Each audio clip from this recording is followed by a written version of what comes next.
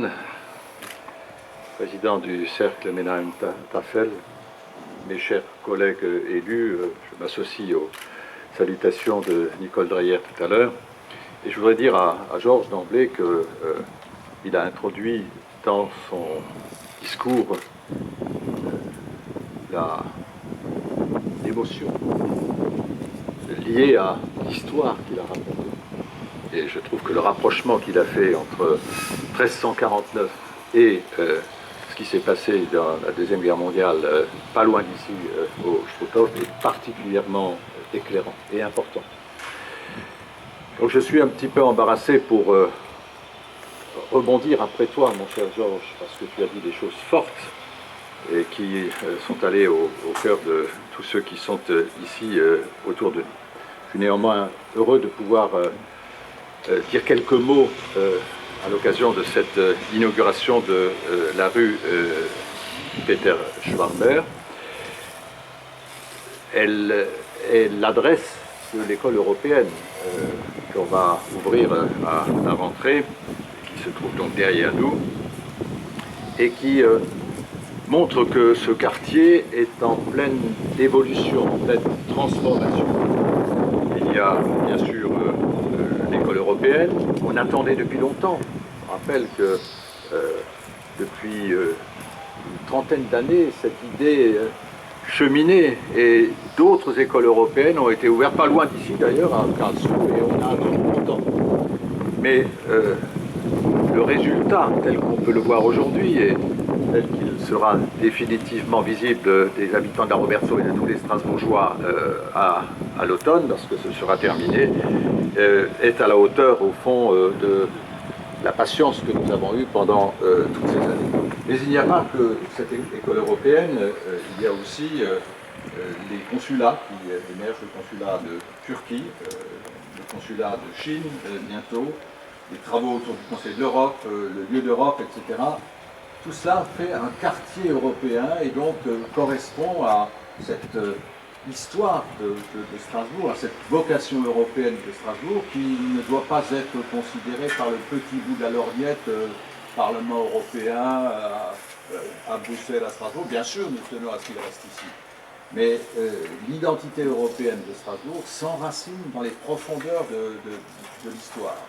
Et je pense que c'est une de nos caractéristiques, non pas de contester ce qui se fait à Bruxelles ou à Luxembourg, même s'il y aurait beaucoup à dire là-dessus aujourd'hui, mais d'apporter au fond la participation citoyenne à la construction de l'Europe. Sans cette participation citoyenne, je crains que ce rêve des pères fondateurs de l'Europe au lendemain de la Deuxième Guerre mondiale n'aboutisse finalement n'aboutisse pas. Cette rue donc, qui sera l'entrée principale de la nouvelle école européenne de Strasbourg, et à qui nous donnons le nom de Peter Schwarber, résume en quelque sorte ce sens que nous souhaitons donner à ce quartier et à cette école européenne. Donner un nom à une rue, c'est en effet d'abord donner un sens, donner du sens.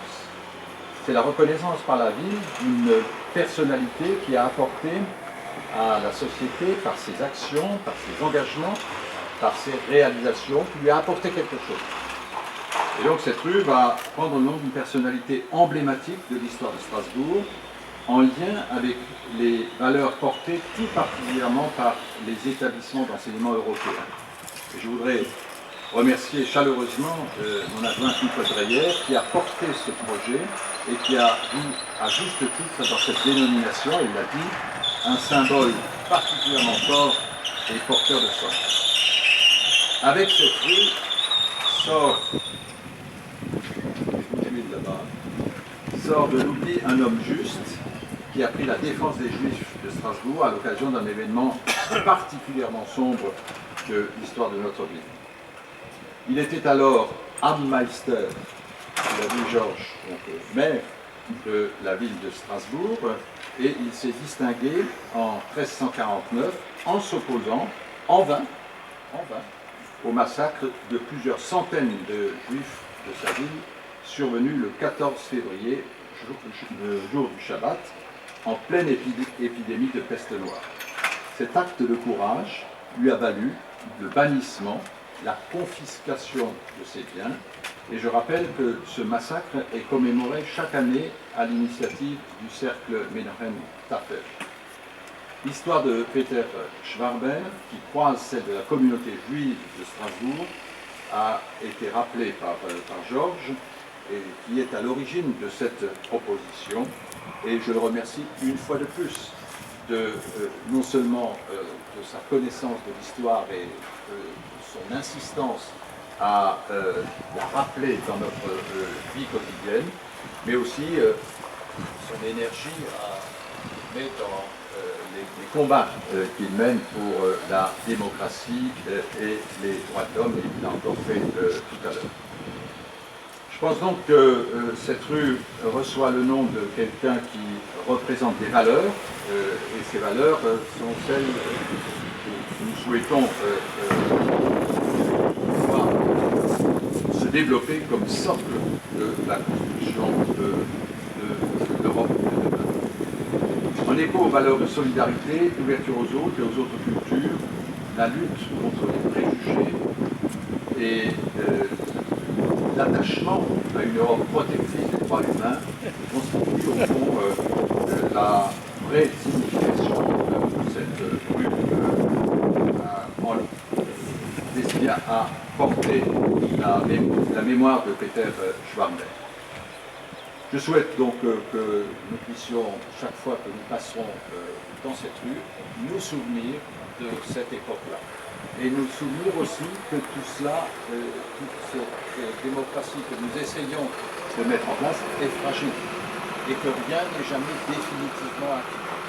On l'a vu dans des époques antérieures, lointaines ou plus récentes. C'est un combat qu'il nous faut mener ensemble, au-delà de nos différences, ou à cause de nos différences. C'est parce que nous sommes différents que nous pouvons nous rassembler sur ces valeurs fondamentales. Respect des droits de l'homme, démocratie, acceptation de l'autre dans sa différence. C'est la base de l'humanisme rénant, c'est une des conquêtes de l'humanisme rénant, mais qui n'est jamais définitivement acquis. Je suis donc très heureux de pouvoir aujourd'hui donner ce nom de Peter Schwarber à cette rue devant l'école européenne et souhaiter que la mémoire de ce lointain prédécesseur du maire que je suis puisse être dans tous les esprits. Merci à vous.